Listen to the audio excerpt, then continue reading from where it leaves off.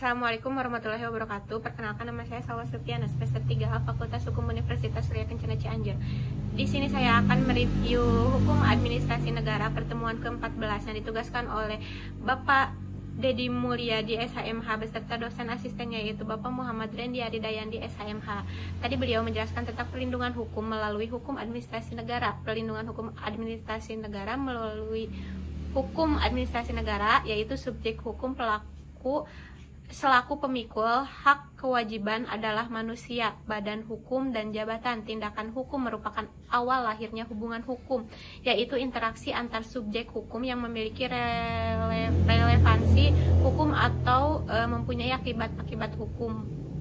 Sudikano Mujukarto, hukum berfungsi sebagai perlindungan kepentingan manusia.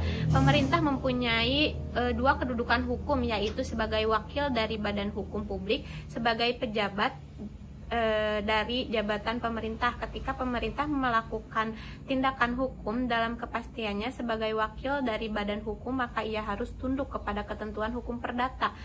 Ketika pemerintah bertindak dalam kepastiannya sebagai pejabat, maka pemerintah harus tunduk pada hukum administrasi negara.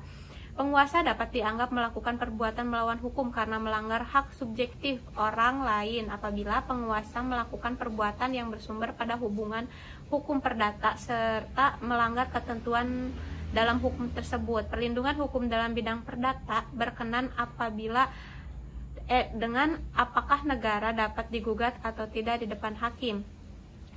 Sudargo Gautama, persoalan menggugat pemerintah ini dianggap sebagai salah satu bagian yang sulit dari ilmu hukum perdata dan hukum administrasi. Konsep yang membedakan negara sebagai penguasa dan negara sebagai fiskus. Sebagai penguasa, negara tidak dapat digugat, sebaliknya sebagai fiskus, negara dapat digugat.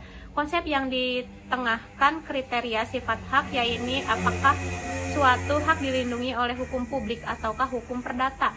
Konsep yang mengetengahkan kriteria kepentingan hukum yang dilanggar. Negara sebagai institusi memiliki dua kedudukan hukum, yaitu sebagai hukum umum publik dan sebagai kumpulan jabatan atau lingkungan pekerjaan tetap. Pelaksanaan kedudukannya ini semua oleh wakilnya yang namanya pemerintah. Sekian yang dapat saya sampaikan. Wassalamualaikum warahmatullahi wabarakatuh.